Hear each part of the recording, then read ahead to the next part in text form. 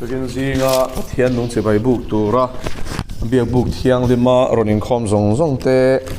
thina he thole kan lalpa Iswa Krista mingin che bai ka buk ka cheu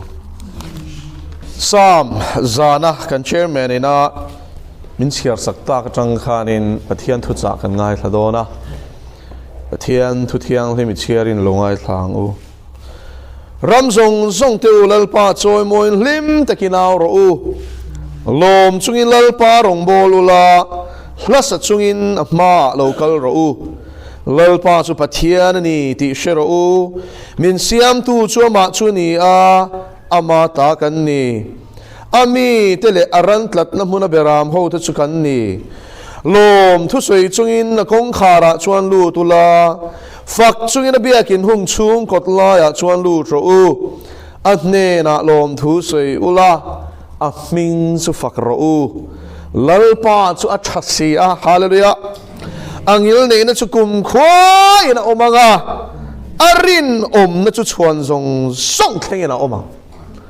lalpan thumal som ro se hela hian nge lalpan thumin pek ramzong zong khovela ramzong song te hi lalpa choi moi tur kan ni engwangin mo min siam tu ni min tlan tu ni min shuai tu ni kan ma mo zong song min pe tu ni a amma awanga ron om ve chau kan ni rombung som pakhat chang som thum paruka chuan thil zong song hi amma chang amma awang amma atana siam ni thu min shela chuan mishing hi kan ron piang ringot lova borua ka changin kan ron om ringot lova siam tu pathianin uluk takin vaivut changin ama nun na thong e chu adaman harat tholut khanin mishing masaber siama chuan pathianin a siam kan ni awangin a siam te chuan siam tu hi kan choi moi turani tukin si nga hian ngai tuat siang teng utero siam tu kan nei ani ti ngai tu na chang po shelo vei mai lom na chang por shelo mishing kan van tam te lu kan ti sama mole kan lom na ringot ngai tu amma ni ringot in ngai tu a tlana pheboy hi a chuti za chu sum ka dek chua ka nga sarkar na ka thoka nga lo ka ne nga in ka ne nga nuam satakin ka omang ti ma ni tan ringot anung hi kan va han tam em tukin si nga hian tir ko pola chuanin ke tane ro zong nun hi Kristani ati thi po lok na ni ati chuan tir ko pola tan khan nge nun om zia chu I swatan nun hi nun om zia chu ni ko na tu I swatan kan nun lo chuan mo kan nun hian om zia pakhat ma nei lo lali swatan nung ero chuanin he adam san hi ati lo tling me kan ilal pa chu fakerom ro se lali swatan nung te hian siam tu an choi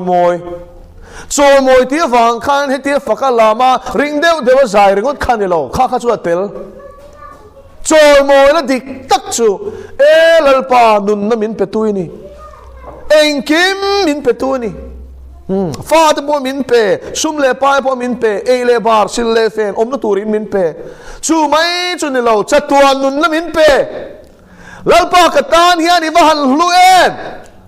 chumi shia chua na changa pathian ngai hlutna pathian trina pathian thuo ina nuna hi ama choi moi na dik tak chu ni lalpa chu fakeram ro se chuan ko na tu sunday tu ka kala building nuaya ring deu dewa zai ringota hianin choi moi na top lo ti hi hriang u ni tin kan nuna hian lom na chang she chungin inungang u lalpa fak chungin nun mang ro I chong thei te khalalpa ne na lom thu sei ro chong thei lo an tam lu tuk kho vela hian mi nan biak chemo I she thei kha I beng ai she thei kha lom thu sei ro bengong an tam lu tuk kho vela hian I mitin khwa mu theya I kal na tur chin a mu thei ringot po khalalpa ne na lom thu sei ro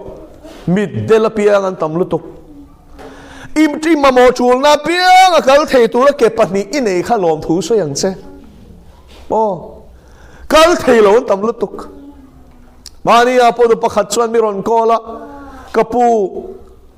ke khing khat chau ka nei to ka ke khing le lampang hi I ka thisen za ma fel lo ma wangin min amputate min tan saka khup hnuaya che hian ke khing khata kal hi chu enge moti tin ka thiam ve to tia ma se tu na hian ka ke thalama po hian in chu tiang har sat na bok chon mulea min tan sakang ti hi ka lau ngoi te top me ni ke poi mo zi tro intina tu nai dai kal chhuwa ka o man mo taka kal thei tur khan ke pani nei iwan van nei em nei ta lo la mi khong ai changin min zol teu ti nga yang ko na teu heng mal som na kan chan kan nei ring chiar na chang kan shiat lo wang kan vui mai mai chin no lom na tur hi van tam em tro man mo taki min ko wa kan kal thei ringot kal na tur ke kan nei te lo mang o lalpa min tirna kal thei tur ke kan nei te lo mang o ama fak na tur ban kan nei te lom thui shelang o chung ban te chu sang takin pathian faknan I pharang u ramzong zong teu lalpa choi moin hlim takin ti kherani vui chungin ni lovin ti lo thelo anga ti hek lovin hlim takin aw ro ti ni chu an pathian kan choi moi na ko nga hian I awang u entinan tharau thiang hlemin hallelujah peturin ti ta chea ring taka hallelujah ipe khan pathian I choi moi ni amen pero ti ta chea ring taka ipe khanin pathian I choi moi ni ko na teu heng kong sang sang pathian in o ape te kha lom na sang shero kan omo hi top sela tro engti pathian thu po kan soyang pathian thu soi thei tur mo le I nei te a voi khat chu kan rong bol na hianin a le mor hi cancer a le zat ve deuh tho khan tan saka pai an pai saka ni a khong ai thla e ma thil hi soi du chin se patling hi nia a soi ve fak ma se le I chan ve chau nen chon a fia zo to lo ni a thu soi enge a soi o kan ti ti khan ngun dewin kan ngai thlak saka ma se shia da har to khop mai le ila nei khalal pa ne la lom thu soi ro hallelujah mo o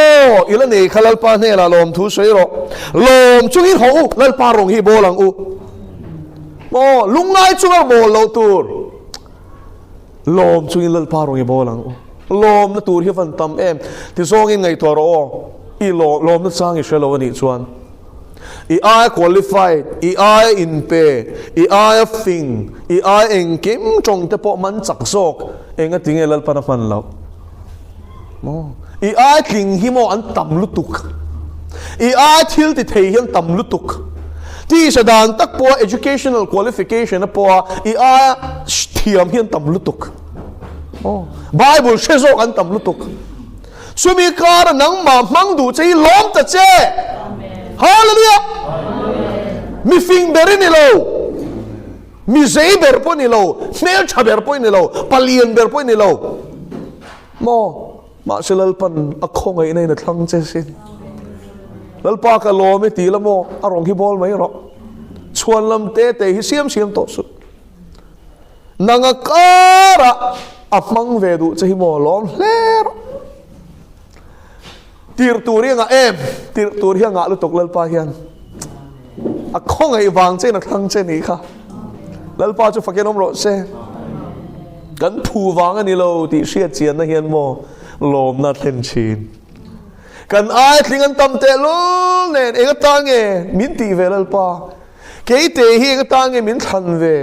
hallelujah a lom lo thek lo te ro chu tiang ngai to chanu na ni tin chu chui ngai tuang u kia ka lal pa na min han mang ve du hi lal pa ka van lom em chu lom na chang chuan mo rong bol pui kan phur sop mai ni lom chu rong bol hi chu a sot po sot ani taro o ngui ngiei chu nga chan chin tha chu ti ve lai chuan in chak taka lom taka min chan nam tu chan chin ka lo shilang che han ti chu dan chu dang de lo taro phur vak lem lawa lal pan min tira ka lo kal lo ngam bok si lawa ti ve lai chuan in e u now lali suai tan kum sang ni kal ta han cross a thi sin nam mi sual ta na thi sin a luang a sin pathian hian a mangai che sin isual similarly swallow ring rotia o shil khachu danavan nang non em tero chuan khou kau nau teu rong kan bol ta sa lom chungi ni bol teng u phun noi chungi ni bol lawang u enti tiles adot le chuan hlat chungin a ma local roti ni enge hlat chungin kan zai reng non ti na mi nilo pathian chung kan lom chuan mo kan nun hian kan thin lung hian kan ril ruwa hian lai kan sak reng mai ni in live chi rem pathian chung kan lom chuan in tia bathroom a pa te point a fakla te kan sa i wai nge zai ro min ti wang mi nilo lalpa lom na mi kha chuan in a faklo thei lova chu fak na ki khat chu la sakhini hallelujah chu lalpan saro min ti wang ani lo he ta lalpa chunga lom em wang in la khan pathian chunga lom na khalang chwa tir ve thin ani chu lalpa chu fakinom ro se mo chu vai mi lim thei deuh chu an zai ra zel tero e rong bol pa ten an zaya o enge mun phia pa ten an zaya fakla ten sa o van nuam bik em tero enge lom chunga rong bol tu te om dan ani hi mi lan pa chunga lom tak chon mo lasat chungin rong bol thin hallelujah an mel bu pon nuam hallelujah mo tum veo vo chunga rong bol tu le lom tak chunga mo arong bol sakakha a enge a chunga khana lom ani ti siat reng chunga rong bol tu rong bol le e kha chu anwam bi ka lom tum veo vo chu u no tu tu kin jing chu mi thia vui do mo ti mai tu ra thu sei chon angai nom lo chu ai chon lalpa chu chani hallelujah oh lalpa chu chani eng wangin mo thuring o te na soilo a thatna tem tata a thatna tuk tinin tharau thiang lim pol na chan thina wangin lom takin ro bol ani chu hallelujah chu lom chu lalpa rong bol ro la sa chu na ma lo kal ro ti lalpa chu pathian ani ti shero avan poi mo em kan lalpa chau lo chu pathian dang nom lo ti hi sia teng tu sa kho dang song ina an bia khi chu ram hoi setan le ho te fekan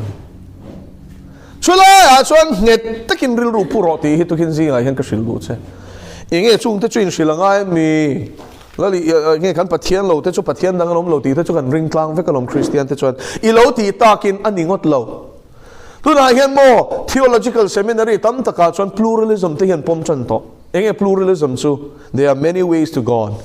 pathian thlen kong sang om chuan hindu pa kha phusit ringot chu ani pon e chan nam la chang thawang pathian om ring lo po van ma ka eng tin Pope Francis te phei chuan in thun chuan in kha mo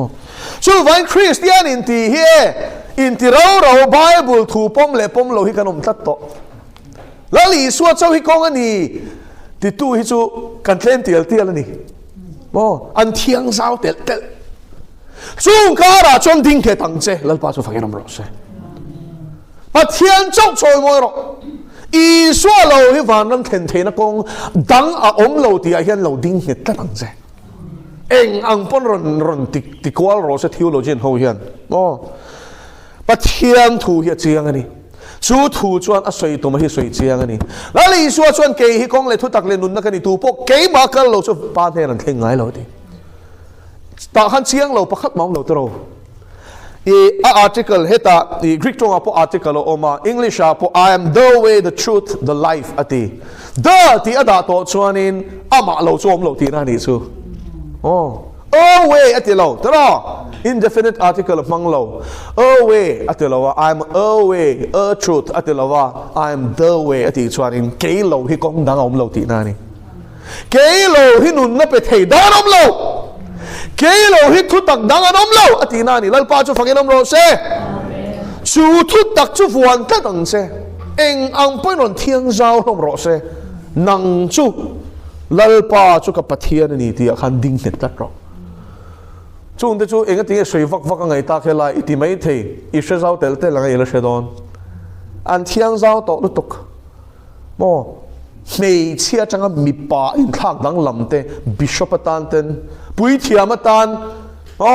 อันนี้เหตุตัวนี้โกชันเช่นขัดชวนนี่กลุ่มนี่ก็เสียอ่อนนี่กลุ่ม2022เงี้ย21ก็เชียงตัวเราอะไรเลยตัวSeptember ท่าคานินอเมริกา USA Lutheran Evangelical Lutheran Church ชวนไม่เชื่อจังมีป่าอินเล็ดอินเซียมดังลำนุเตะปอดลอยทักตีร์มีปัสเซอร์วัวชอบขัดยังข้าปุยเทียมันจุกเนมแค่ทั้งหมดเลยรับทักเซโน transgender ค่ะใครกันคอเวลิโมรับทักเตลลอนช่วงการะจนแล้วป้าจุปะเทียนนี่ติเชราอูฮาเลลูยามินเซียมตูจูอัมมาจูนี่อะมีป่าเซียมไม่เชื่อเซียมอาการมีเสียมโล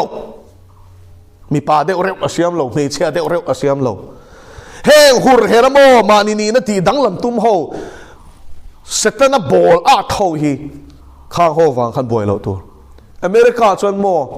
มีป่าเอ็นเร่งพวกขับเบมหูในอทุ่มดูด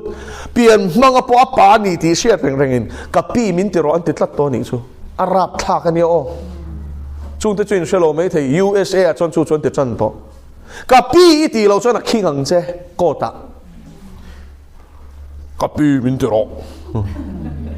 โอ้ซาร์ที่เราตัวแม่ที่ตัวนี้ชู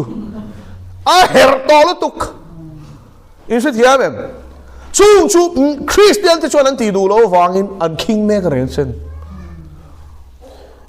หุ่นขีดตักกันเทงนอนตัวไหนเฮโรนเอาเตวมานี่ลูกอาชวนมาลตา MALTA มาลตา European Union หน่วยรัมปะขัดชวนที่ละเทงะ Gretsch อันนี้มิงซูมองก็หุรอันนี้อเปียงทาร์ตานี่ซู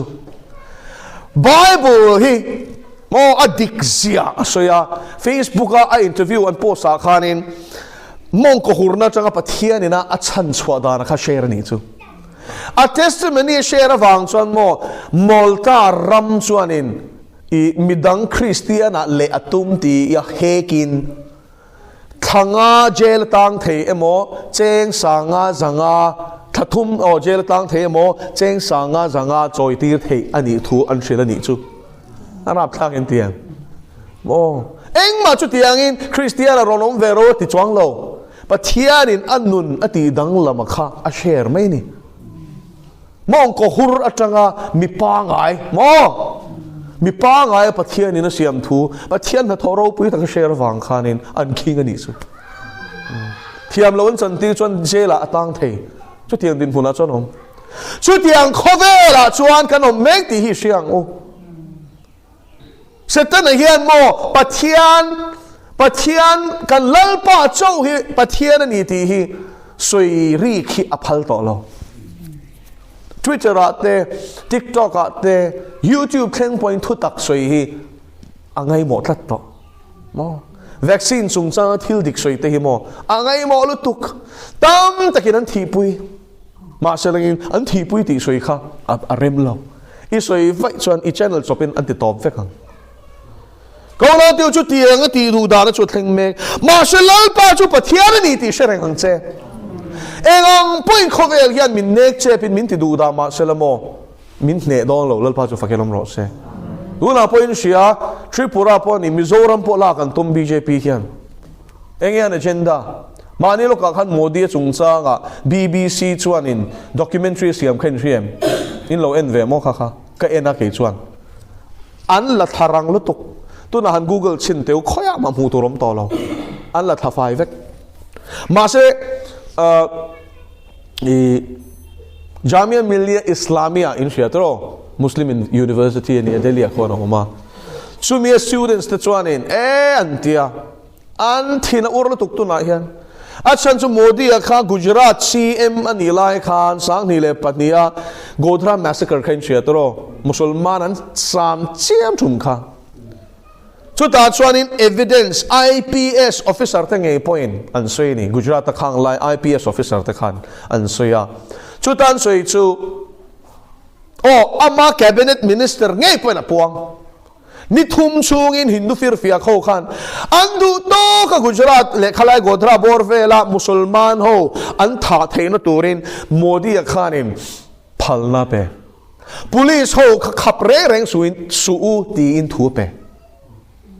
arab tha ka sin musulman nu rai puan kan pot chu kan chan som ani chu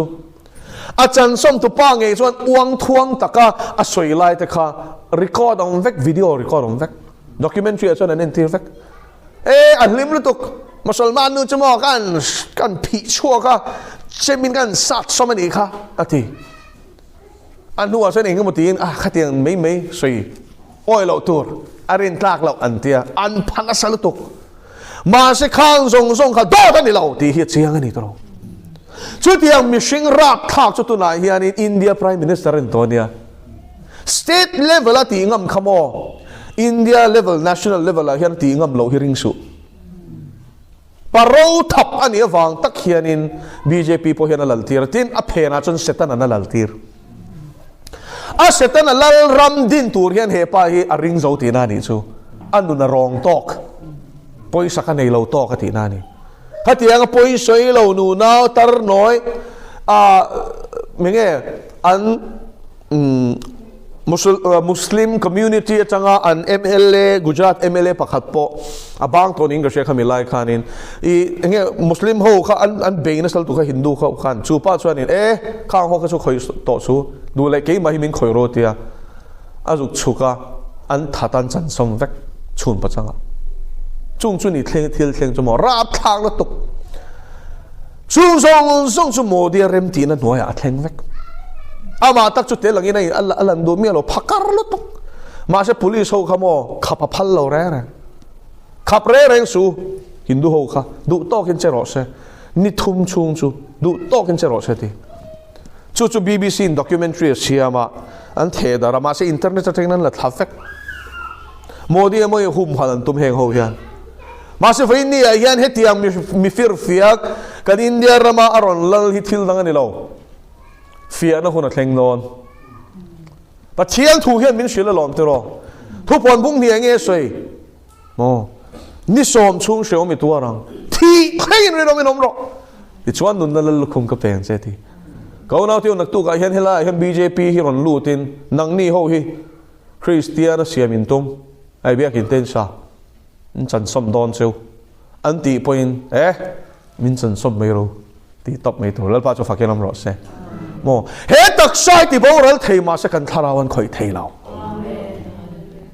chu wan ka unau thi thleng lo rin amang che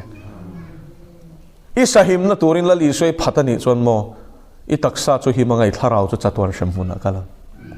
chu wan la li soi phat mi su chu kan in cha lo kan ni ka unau teu zora ma po hian communist an lu don hei lal pan min au tir tam tak chuan an oi lo tam takin an oi bok mo chung chuan kan ram hian ron thian fai don pathian man ro mai ni mo China khal ho tur ni lo pathian chau ho tur lal pa chu fakelom ro se China ral lian hi kan hlau lo mo pathian nung ku ta tlu khini hlau tur chu China kha man ro pakhat chaw lo tram te shi te ram sakol te man ro danga nga lu tok lal pan khang ho kha mang tel non bo choi pathian nung ku tal ta chu tuinge min chan suwa kang te ro China kut kha ilo pum pela ni pon tram mangna ti lum tho an se choi pathian ni na ko san ho te thiang lim to don chui mi tan chon lom BJP po hi an ron lal kan rama hian an lal don te kan min shel thap politics ka ngai lo I newspaper tak ngial po chung lai chon lal pan min ser shanga TV ka ngai lo newspaper ka chiar ngai lo wa pathian nen kan in pola chu me ma sere newspaper kha en kha lang tat me tu kha chu Delhi kha chuk thla khan kan en che chu Lok Sabha elections zom don ti hi ka zuk chiara front page a khan chuan tharau thian min miron shela BJP an lal don ti min shela ni chu ba ka in zui to chuang lo an nuwa an tlin to nuwa khana result khamin zuk en tir le chat hey ka mo tak kimiron en tir thian ni chulal pan zuk en le chat an kling em le khana ni khatro BJP rengot khan in Lok Sabha a khan in seat somruk panga mo somruk panga ti je chu seat somruk panga che ni lovin 65% za a somruk panga a hau NDA ang pon ni lovin ama BJP ngau khan 65% seat samu majority nei chiang le to adu tu arel thei kan dan thei mo to na hian ti dang lam don shero Indian constitution hian ti dang lam don ti khan thiam takin an agenda an hindutwa agenda India ram hi mo hindu ram siamantum sa kho dang zong zong hi so nok min televek don chu ta chuan hen hindu fir fia khowina tu man nei chu hindutwa agenda hi toy teng ka shil lon chewa hindutwa agenda hi engem thil tum heng ho hi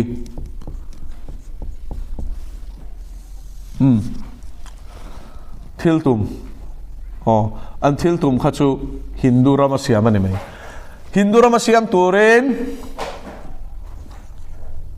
ghar wapsi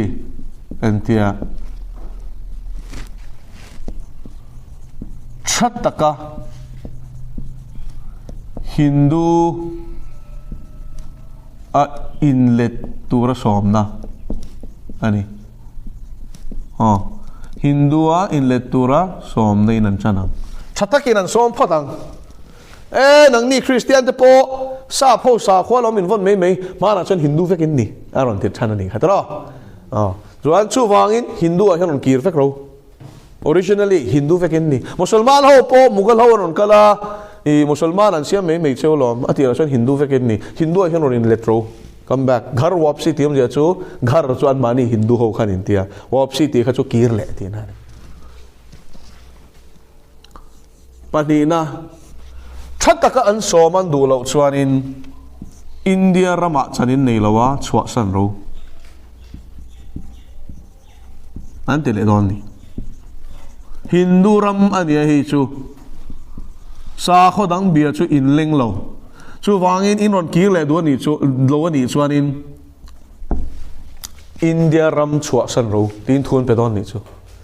ole in le du bok lowa India ram chwa san du bok lo chuanin he an step number 3 tu chu ni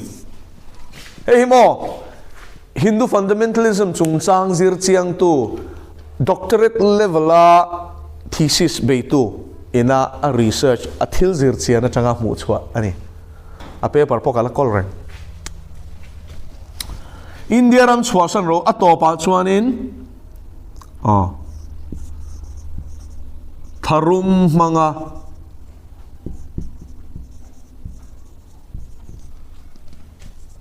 ti hlum sumi ken ko tu chuanin RSS an din in setro RSS hi Rashtriya Swayam Sevak Sangh sipayang chen heng hoi training an pe kuta in be dan te ngun nam man dan te silai engkem sipayang chen training an pe chu wangin India ram sa khodang song Christian chaw ni lo nia Musulman te po Buddhist te po nia Zoroastrian te khang Hindu ni lo zong kha chu le lo ki ro le Hindu ramani India ram hi chu Hindu tan ania chu wangin Hindu a hian ron le tro le mana chuan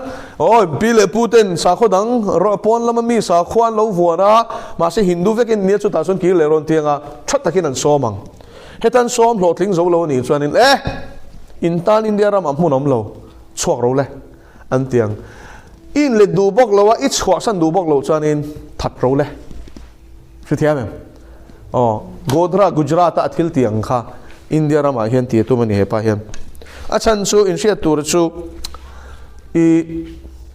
Vishwa Hindu Parishad hi an mother body ni ta chuan BJP chu political lama i chanla turan an buat se ni RSS hi chu tharum tho turan buat se ni chu thiam ma se an thluak chu Vishwa Hindu Parishad kan ti hi ni khavel pum huat Hindu in zom khom pol khang ho khan in engkim man ngai to achan chu an alo ni India ram hi Hindu ta chaw ni bik lo tian sheveka nge constitution a po sa khodang hum hal na tian shia chu wangin heta legislative anti rural khola khanin an mi le sa te an da phota chu ta chang chuan dan hi zoi ti dang laman tum chu thiam ma se chu mi tan chuan election a khan an thlin ngai chu wang tak chuan BJP khan in politics lama khan nat takin man lata tlinan tumta kum tam takan tling thelo tro ma se an tling tuna phechanin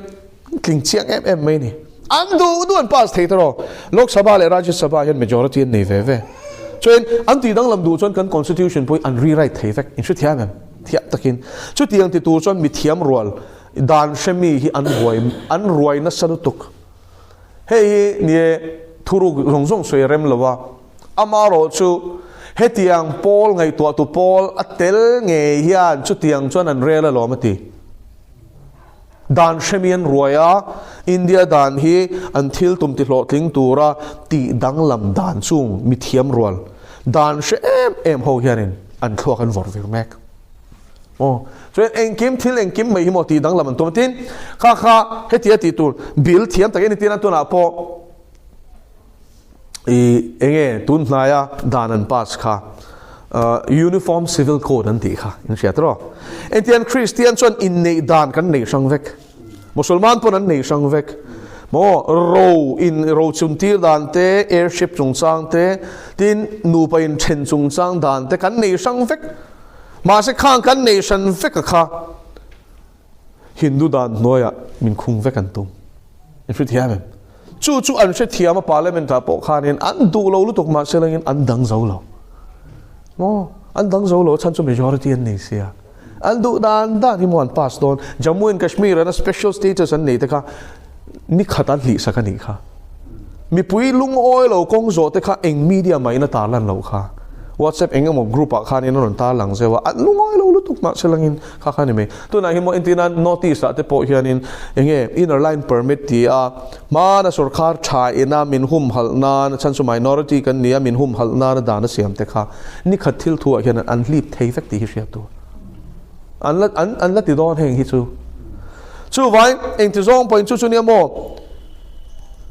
ฮินดูยันที่ยันจวนไว้ขัดอินเนอร์ไลน์เปิดมิดันที่จวนไฟฮอนันลูดป๊อปปังสุวรรณงาโรปุยเสียอันดูไล่รามันเร่งอ่ะโมจวนมินซีมรันลอนมันเนี่ยข้าสิโฮพวกกันอันอยากคู่มาเซ่เฮ้ยทริปุระเตปนี่ฮีบังลาเดชีโฮเฮียนินอันหลัวลันโตฮิตโรเดบร์มันโฮตุจูไมนอริตี้นี่โตโซกันมานี่ระมังเงยขันอันมานี่ระมันเนี่ยเฮมาเช่ข้านี่ไหมเตียงข้ามินชีมรัลเฟกะอันทุนไว้ได้เห็นตับอันทั่วเราจูโมด่าชัดข้านี่ไหมก็น่าเตียวเฮหุ่นคิดตักเฮอันเข่งเมกมาเช่จุดตักชวนกันหลุดน่าดูจูตุขัดจูข้ามี BJP อันทิ้งอันนี้ที่ก็เชียตุขันก็ไอ้ใจมันกันเนี่ยรวมบุ้งสองปฐุมข้ามีตู้ขันกับเชียร์นี่จูเองรวมบุ้งสองปฐุมมาชวนโรเรลตู้จะถูจอมโรเรลตู้มาฮีเองมานี่เองที่ไม่แต่งปัทเทียนรวดเราวันอมเราที่ข้ายินเสียกตานี่ตัวโรเรลตู้ที่ปัทเทียนรวดตันนี่ถูกข้ายินเสียกันบุ้งสองปฐุมกับเชียร์สี BJP อันทิ้งบกสีแล้วปนันทิ้งโดนที่มินเราสิโลกับข้าอดีตนักขับพุตานี่ซูเป็นแล้วปัทเราโอ้เงี้ยนี่ที่ข้ามาเสลัยก็ทิ้งลุงข้านะเฮลตานี่จูอาจารย์จูให้ตัวนักสวยอังคันอันทิลตุมกันแล้วมินเชียร์เชียนที่บกสีแล้วปันคริสเตียนที่มินทัดมีเฟกันตุมที่เขาเชียงบกสีแล้วปันเองก็ทิ้งให้เตียงสุรคาร์ที่อิลลตีปัทเทียนี่นั่นลตีเราจะนั่นลเทเราที่เขาโรมันเจียบกสีก็ใช้เทียมตลอดนี่จูก็เฮลนี่เบอร์จูแล้วปันทิ้งให้พัลให้ก็ตีนี่ก็บ่อยขบมาปัทเทียนที่อันนี้เราจะนั่นลเทบกสีเราแล้วโดนที่มินสิโลบกสีถุยนั่นนี่จุดตักชวนลปันมินเชียตีตาจูกันอินเดียรามาคริสเตียนที่อันตุเชนัสโตลุตุกะมินไก่หารนานแห่งฟิลฟิอาเขาเฮียบังดอนการรับฉันนั้นสัตย์จีเขาฉันห่วงช่วงเอ็นเชียนก็มิดเงี้ยกับหมู่นอตอินเดียยูพีเวลากันคลาเขาฉันช่วยตุลกตักที่ขันกันสุยา CNI พาสตอร์อินาบิกอินมุนอัดชุดเบกัดอเป็นฉันนัวปัวอัดชัวสันดูเราเสียจุดตันเอตุมชุดที่แม่อามา property อย่างนี้นั่นทรีท็อปอัดชัวสันดูเราเป็นฉันนัวปัวเกี่ยนี่ฟักกลปัวขโมยมินเราเมลชอพาสตอร์ที่เราฉันมอมินเมลรุ่มคบไม่ให้อามาโรนิงเราตัวละกลมอมินตีเงี้ยก็เชื่อเราว่าอะไรค่ะอามาเสียอันนู้นดิกเราฟังโซคาโลเนี่ยข้าที่ยังข้านี่บัพติสก็ฉันเงี้ยพอเงี้ย North India บัพติสนี่ชุกติข้านี่เงี้ยทุบไว้สมงั้นชัวร์กันนี่ก็ฉันเมมเบอร์เงี้ยก็ฉันรำอันสุรับทางกันเนี่ยชื่อว่างี้อันนั้นสลุตุกขัดยังขโมอันนั้นสลุตุกความชัวร์เห็นไหม sum le pai le property du na na salo tu kan ni chu ko tran shoi tu pastor nge pho tu wang lal pa hian in e kan ramathian fai don ni hi no ten fai na thleng don Zakaria bung som pathum keu ro le sang riat na le sang kwa na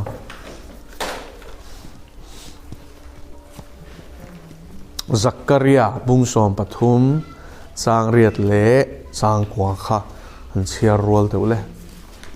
Zakaria bung som pathum sang riat le sang kwa zong hutem Zakaria chumo he ta mathaya ma deuh chau khaniang Zakaria malakia thutlung hluya bun nu berdot chekha mathaya thang khan kewle to lai mu ol samzo ka Zakaria bung som pathum chang riat le chang kwa kha kan keu to chuan in chia rol don te ole chia ro le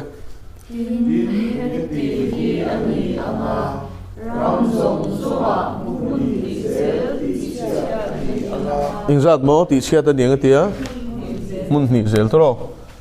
mun ni 2 out of 3 ti chia ta ni don tro le chia zel ro le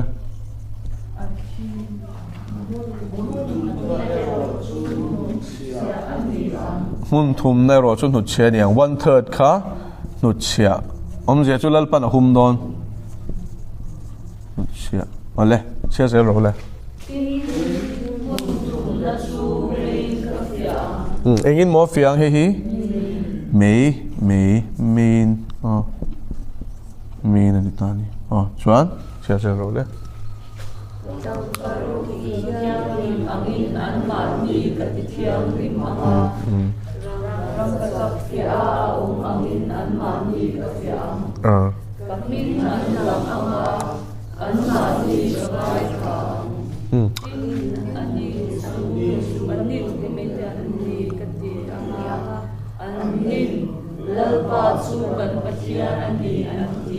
Hallelujah. Tu chuak mo kha exat mo ti chia don mun ni tero mun thuma internet tu na hian khove la Christian alo entaila mun thuma chena mun ni chu zoro ma po chu ti tho mun thum na chu 1/3 kha chu ati thiang lim don anu chianga main ati thiang lim don ni ti thiang lim na thleng don ni chu vain pathia ni na ko ran ho te ti thiang lim nan enge man don kha ti du da na ti du da na ni ko shan ding ti thu thung thar ko shan kha enge thiang lim na chan ti du dan tua reng nek che pin anom reng chu ai mo lem chang tan khan Christian ni chi ni lo khang hun lai khan lar na ni lo ro pi na ni lo mar tar ngama Christian angai cho nên là lý do riêng tu tắc tắc tan lo khá xoan in thut lung thar cầu sana khan Christian anh tắc tắc thấy lo mà sẽ tu nào chân tan lo bu tắc lệ bu lem kan trâu giá vek to sia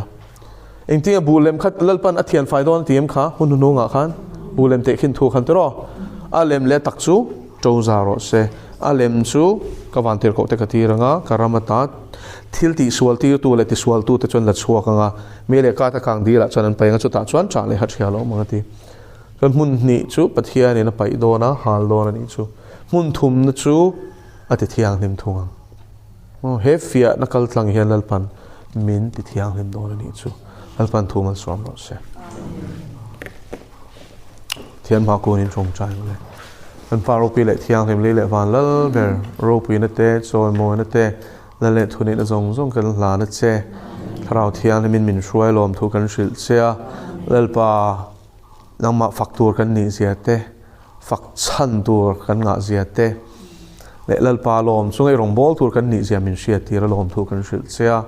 chu ti rol chuan in tun hun hu nga hian ko shan ti chop em to wangin i thian thiang hlim don ani ti kan ngai thlaboka chu ti thiang hlim huna po chuan lal pa i ta nang he takati thlenga dingam turin min puyang che lal pa du taki swa Krista min kan di le